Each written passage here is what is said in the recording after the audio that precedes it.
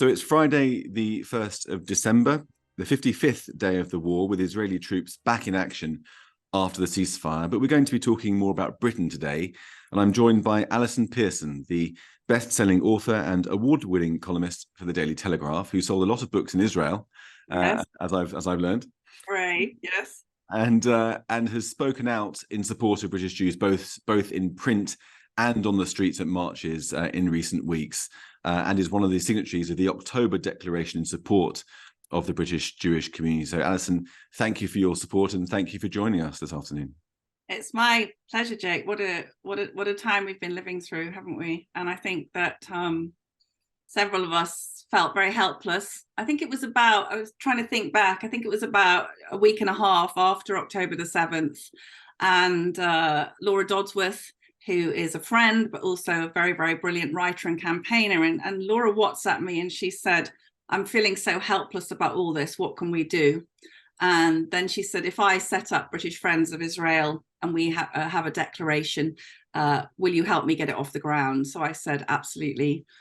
And very quickly, it was a very small group of us, Jake, actually, Toby Young, Francis Hall, the barrister, Emma Webb, broadcaster, Ian Rons, the tech guy. We didn't really realize, I mean, I'd never set up anything like this before. You really need your tech guy. And then Jan McVarish came on board to do all the sort of the leaflets and the banners and the posters. But we very quickly got a small group together and started canvassing support from as many big names as we could.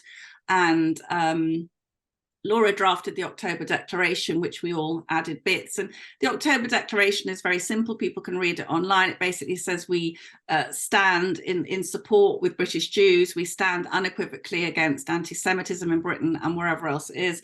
And we also supported Israel in any necessary action to defend herself. And we also called on the media to call Hamas a terrorist organization, because they are a terrorist organization. So that was the beginning of it. And there was, I mean, we were just talking earlier before we began to record about how I think for the Jewish community and for people who get it, such as yourself, every day is October the 8th. But it feels like for much of the country, every day remains October the 6th. Don't you think? Yes, I think, well, look, how much is that? There's an element to foreign wars anyway, isn't there? I mean, I've worked in newspapers for a long time, and years and years ago, I used to be a very junior, and I was responsible for the first column on the front page of the Financial Times. And there was a rough rule of thumb, which was basically Britain loses tennis ball in Ecuador would always come higher than thousands killed in Somalia. I'm not being that cynical, Jake, but to a certain extent, there's an element of foreign wars taking place a long way away, isn't there? But I think what Laura Dodsworth and I felt was the speed with which Israel, how long is Israel allowed to be a victim for? Maybe 3.5 days, I reckon. And then it swings back, doesn't it? Then Israel has to take her natural place as the aggressor. And that's what shocked me a lot as a journalist. And that's why I've been writing the Telegraph. I know you've been writing fantastic pieces in the Telegraph. I think the Telegraph has been the home of the pro-Israel resistance, if you like. Are people aware of it? Yes, I don't know. I went to interview the Israeli ambassador, Zippy, which I enjoyed very much. And she was saying to me, what can we do to make people feel the horror of this? And I think to anyone who's fully dived into what happened on the 7th of October, you can't have any other conclusion. Well, if you're Owen Jones, that's another matter. Some very, very odd people could have another conclusion, but anyone who's actually watched any of the footage or absorbed any of the stories will know that some huge turning point in civilization happened on that day. And one of the signatories we managed to recruit for the October Declaration, in fact, who helped to tweak the October Declaration, was Sir Tom Stoppard. And Tom wrote us a very brilliant bit, which is where he said Hamas knew what the consequences would be for the Gazans, and Hamas reckoned it not. That's it, isn't it? That to me, that's a key sentence. They knew they would bring this down on the heads of innocent people, and they didn't care. And he also said that this is not just a territorial matter or a squabble between neighbours. This is civilization against barbarism. Well, So, yes, I mean that's an excellent point, and it's one that I've thought about a lot. How, you know, Israel is a natural ally of Britain. It's the only democracy in the Middle East. It shares our values, fundamental values of liberalism and democracy and tolerance and the rights of minorities and women and the rule of law. And of course, it is far from perfect. Let's say that openly, as every country far from perfect. In fact, there's that famous quote from Zev Jabotinsky where he says that as one of the first rights of equality, we demand the right to have our own villains as everybody else has them.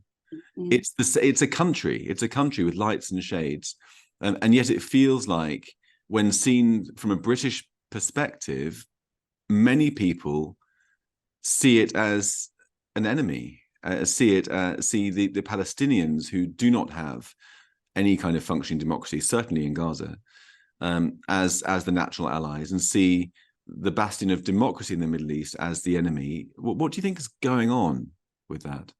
I would think the vast majority of people don't have a strong view. I think they probably they get their information from the news, which we know is very skewed, I would say, in its coverage. Now, Jake, remember that our Foreign Office has been very Arabist. I went out many years ago with a guy who was learning Arabic to be in the Foreign Office, and it's been very pro-Arab for a long time. So just think about that. And when David Cameron took over very recently as Foreign Secretary, he almost immediately made a statement about, you know, those poor Palestinians. And I thought, we know the Foreign Office wallahs have got him under their thumb, haven't they? So I don't think the vast majority of people, I think they would have sympathy, certainly after the 7th of October massacres.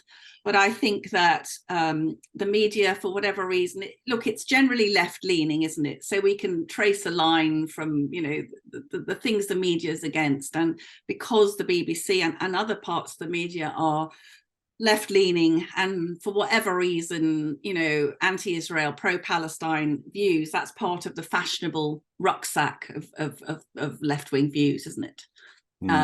And we've seen that as well, I think, in the coverage of the marches, which I think many people realised very early on, that this pro-Palestine marches every Saturday in London were a bigger issue than just freedom of speech. You know, that there were hateful things were going on. But there's tremendous nervousness because we have several million Muslims now in our country, and the priority of the police, and I would say argue of the government, is to watch out for stirring up community tension. And by community, they don't mean the rest of us, they mean the Muslim community. That's what they mean. So there's tremendous apprehension and nervousness about that kicking off. And I'm sure you're the same as me. I mean, I'm a writer, so I'm extremely sensitive to the use of language. And even the other day, a few days ago on the Today programme, when there was part of the hostage exchange, on Radio 4, I think it was Nick Robinson used the word detainees for hostages. And I, as usual, nearly threw the radio across the room. I mean, they're not detainees, are they? A detainee is someone, I mean, technically they're detained, but a detainee I would think of as someone who is being held on a charge, or because there's been some problem, not innocent people who've been dragged from their homes and imprisoned in tunnels under Gaza. So sorry, that's a rather rambling answer. I think that there is an indifference, but I think that also there's a tipping point. If we look at Ukraine, there was a lot of upsurge of sympathy for Ukraine. That's disappeared, hasn't it, now, from the news. Also, I would say that the presentation, inevitably, because of Israel's military might, there's a sense of this incredibly powerful country, and then the news pictures are, you know, of Palestinians in much humbler circumstances. I'm not saying that's correct, but and I would also say that as evil as Hamas are, they are bloody good at propaganda. I Yeah. mean, I don't know who's doing their press, but it's Mm. a genius. It's a genius, because Yeah. the way they, let's put lots of premature babies in their incubators and take them out and put them. Oh, I mean, that they've got the fuel, Jake. We know they've got hundreds of thousands of liters of fuel under Gaza, but they know exactly how to tug the heartstrings of people at home, don't they? I'm not saying there haven't been, terrible losses on the Palestinian side. There clearly have, but the way that the numbers of the so-called Gazan health ministry are taken as read, and then every statement from Israel is, triple checked. There's a tremendous imbalance in that, and I think that's to do with Israel's might. Not just military might, intellectual might. And a friend of mine who's Jewish said to me the other day, she'd been at some coffee morning, and one of the women around the table had said, "Oh, the Jews, they always do very well for themselves, don't they?" So there's a bit of that. Yeah, I mean, it seems to me that Hamas has few weapons, really. It has the tunnels, it has the rockets, and it has its own civilians, which it places in harm's way. Not a single bomb shelter, and yet hundreds of miles of tunnels. Yeah. But we had the march last week in particular, didn't we? The very big march against anti-Semitism, and I believe you were there. And there was a special October Declaration banner, wasn't there, that was created specially? Yes, it was. And that was a remarkable moment, because it wasn't just Jews there. There were lots of non-Jews there from all different communities and faiths, including some Muslims. Yeah. There were lots of Iranians, there were Hindus, there was Buddhists, there were people from all over the country as well, in different walks of life. And I just wonder, as somebody who's not Jewish, who's felt it keenly and has spoken up loudly for us, what is it in you that makes you feel it in the way that you do? And what do you think the other non-Jewish, I don't want to use the word allies because it's a bit fashionable, but you know what I mean, that makes non-Jews feel it and stand up for what's right? We are a Philo-Semite family. My husband works for the New Yorker magazine, which is largely staffed by the best Jews on the planet, you could argue. Certainly some of the cleverest and funniest. So we are told by friends that we are honorary Jews, and have great Jewish friends in London. But my best friend lives in Scarsdale outside New York, which is the strong Jewish suburb. And I think when I saw the pictures of the young people at the Nova Peace Festival, basically fleeing across the desert, being pursued, they look entirely to me like Sharon's children, Samantha, Jacob, and Josh. So I could see my friends' children in those ditches, hiding in those bomb shelters. So there was immediate, intense sense of empathy, and she was in a great state, sharing, with me all the stories from people. I've been to Israel. My novel, I don't know how she does it, was translated into Hebrew, a proud moment, and I had a wonderful book tour there. Met some very, very formidable women, and I will never forget, Jake. It was a great sort of British Israel moment, was because I was talking to a journalist about, and we were sort of sharing notes about our daughters who were of a similar age, and I said to her what my daughter was doing and how worried I was. And I said, "Oh, what's your daughter doing?" And she said, "She's training to be a fighter pilot." So I thought, okay. so my daughter struggling with her musical theatre career might not be, so that was lent a valuable perspective. And I was also thinking back to my children's best friends when they were little, when we lived in North London, were Jewish.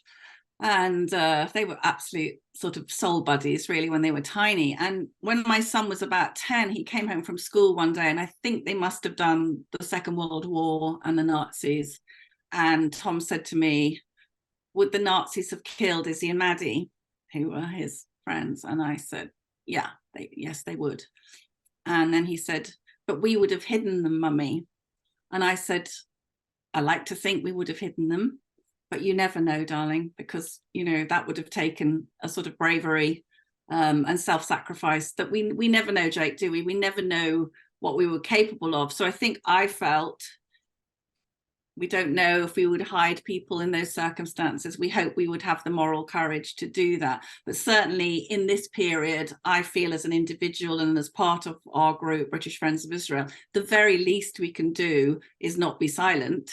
The very least we can do is say, you know, this is not acceptable, that any group of our citizens are scared to go into their own capital city.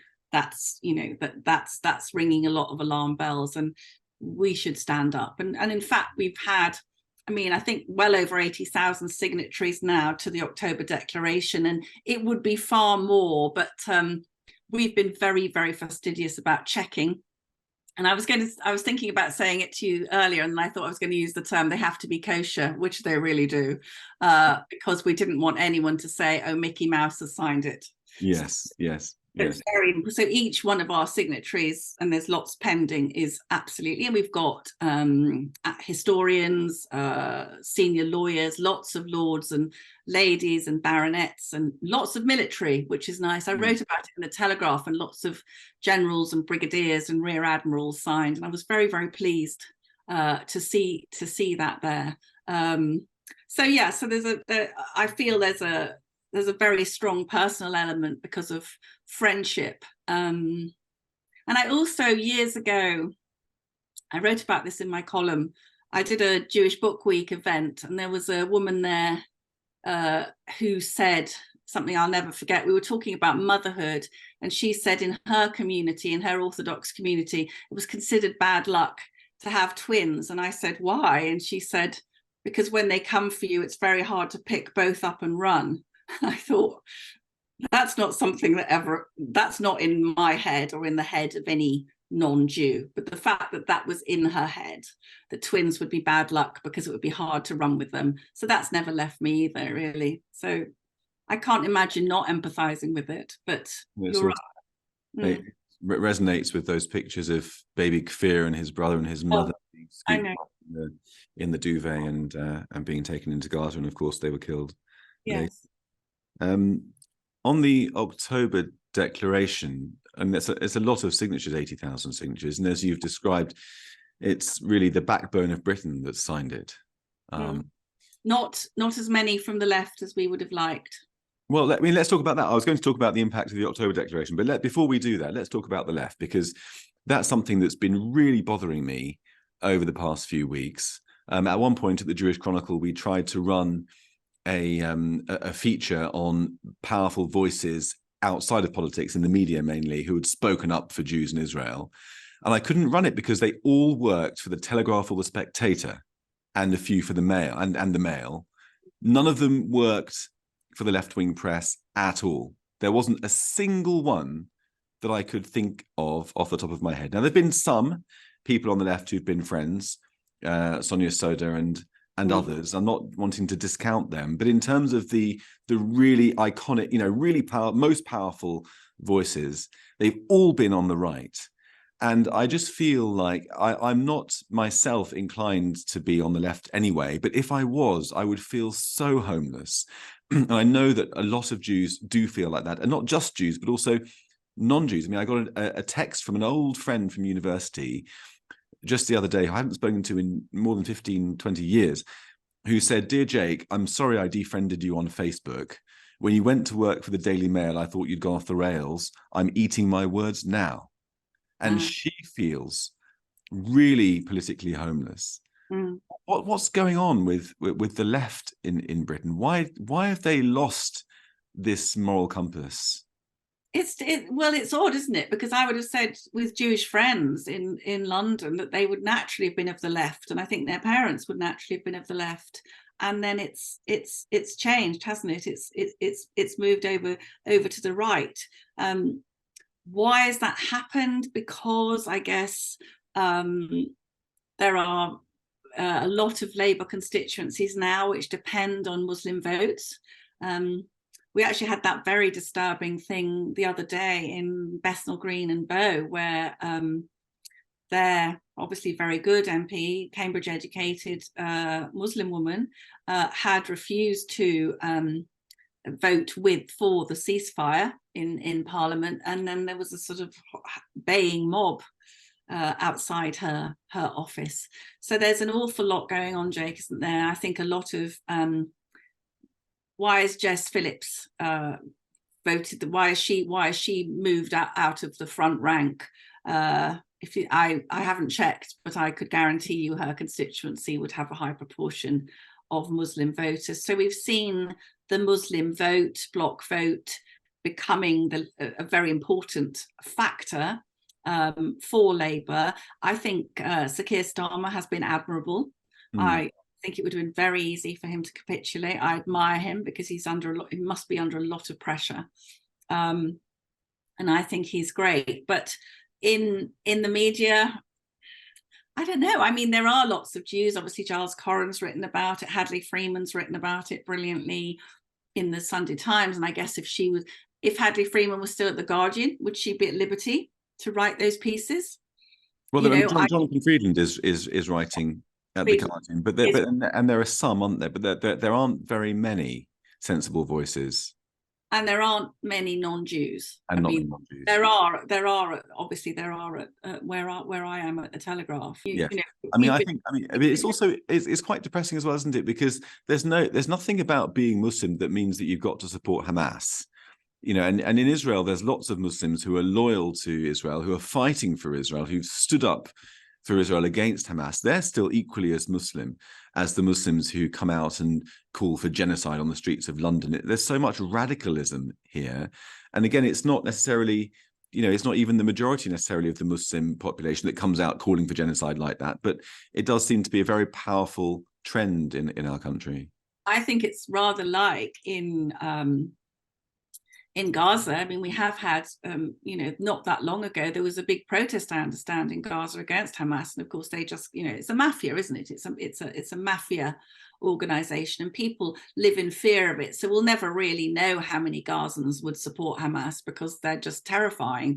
And I suspect there's a lot in Britain as well, that you do have moderate Muslims who just want to quietly get on with their lives and let their children thrive here. But the community, capital C, is very belligerent, and I don't think that you very rarely hear Muslim voices, particularly after terrorist attacks or anything like that. You very rarely hear individuals speak out. So I think there's a kind of enforced unanimity to some extent in that community. But the BBC, ITV, there is just tremendous bias, and of course we saw that, didn't we,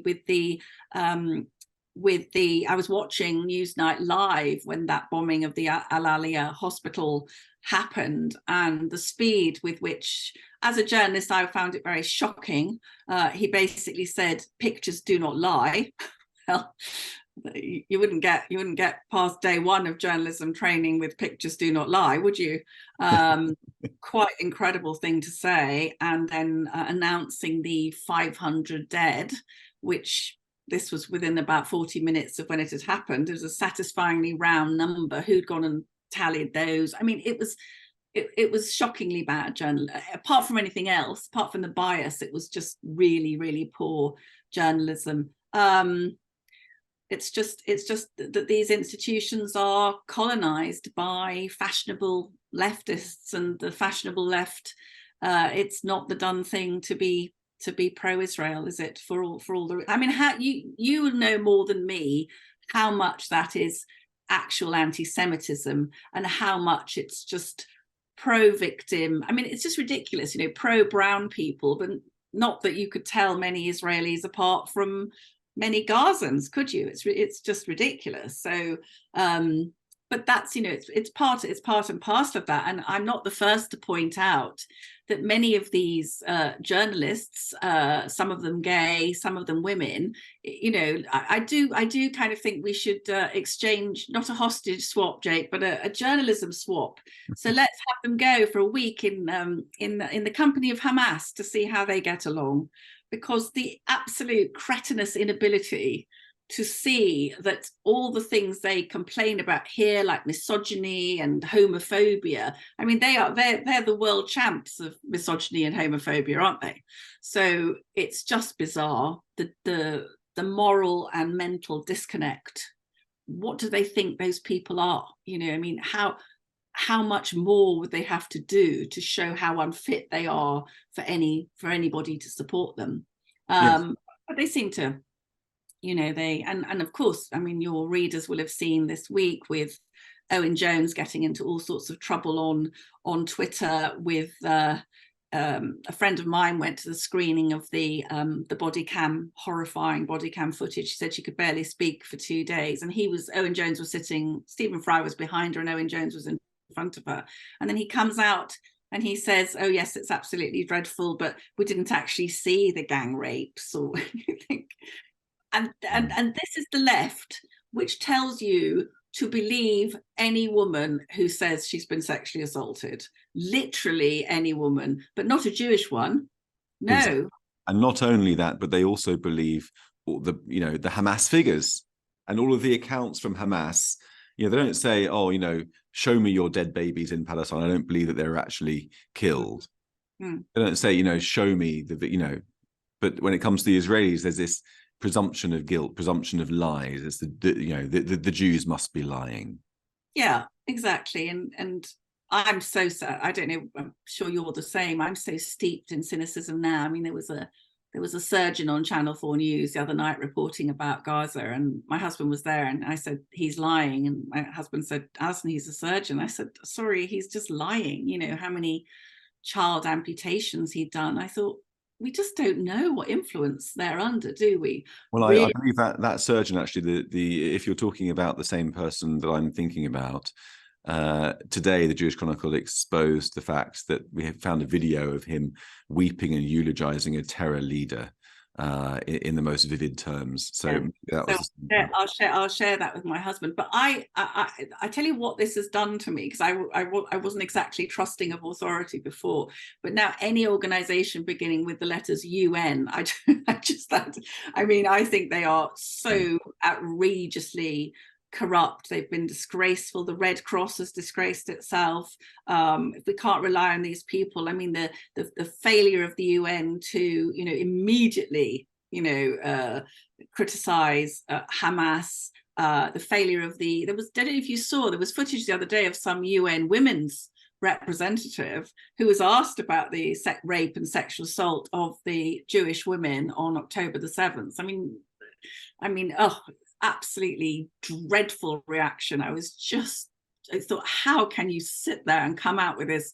We have inquiries into and I think we'll all have images that will always stay with us. And for me, the image of the young woman Shani, the German Israeli girl, on the back of that open truck, basically almost naked, her leg, I mean, they'd obviously broken her pelvis or something. Somebody wrote to me and said they'd slashed her tendons, which is what they do to animals. And I would have no doubt that she had been raped and assaulted, and them just spitting on her and resting their boots on her beautiful young body. I will never, ever find something in me changed when I saw that image. And I want those people dead. All the men around her, I want them taken out and shot. I don't care about human rights. I deplore them, their disgusting treatment to take her and parade her for beasts to spit on her. Ugh. So I think we'll all have our particular reactions, won't we? Yes, I mean, just to conclude, because we haven't got that much time left, I wanted to ask you about how and if we can begin to turn things around in Britain, what that might look like. Do you feel the October Declaration has made a big impact, and what more do you think we need to begin to build on that? I think that, I mean, I'd like to think so. I think it's been very poignant and quite sad that on the march on Sunday, lots of Jewish people were coming up and saying thank you, you know, very, very grateful for what really seems to me quite a small thing to have done. But I do think, as you say, I think that march was full of fellowship. I think it was, people came up, Telegraph readers, Planet Normal listeners, the podcast I do, they'd come from Manchester, they'd come from Birmingham. They were good people, Jake. They said, I'm not religious, or I'm not not even particularly pro-Israel. I just want to stand here. And I think a lot of people just wanted to stand there and say, we're not going to have this happen in our country. So I think if we can build on that, I think that was a very, very positive march. We are British Friends of Israel. We're organising something in January, just a kind of, not a vigil, but an evening of poetry and music. I think, just to carry on spreading this message. I mean, it will inevitably happen that the focus will move away, won't it, from Gaza? I don't know how long you think the war will go on. My strong sense is that Israel's doing very well. I know we're not supposed to say that, but I think they've been remarkably effective, and hopefully it could be resolved within a few months. And when I spoke to the Israeli ambassador, she spoke about a Marshall Plan for Gaza, major investment, hopefully pulling in Arab neighbors, putting billions and billions of pounds into Gaza, reconstructing it and focusing on the education of children, so they are just not filled with Jew hatred. So a sort of denazification program is needed. Denazification, the Marshall Plan after the war, that Japan did that. It was done very successfully in Japan. It was clearly done very, very successfully in Germany. I mean, don't underestimate it. It would take an enormous act of will and commitment and money. I do believe that the genius of the Jewish people is that I think they can take on these great projects. They built Israel, and Israel is phenomenal. And I think if the commitment was there, and then I think there's a different story to tell. The story is, we are not the natural oppressors of these people. We want to live with them as neighbors, but we cannot live with genocidal maniacs as our neighbors. We are very happy to live with a highly productive, caring and good society. So I think that then would be, going forward, that would be a different kind of propaganda. It would be saying, not that might is right, but that all the generosity you find in the Jewish people, just all those qualities. I think that then moves to a more positive message. But the longer the bombing goes on, obviously it becomes harder and harder, doesn't it? It does. Well, on that sort of side, there's a bit of optimism there, wasn't there? A little bit. Oh yeah, no. I'll take that. Yes.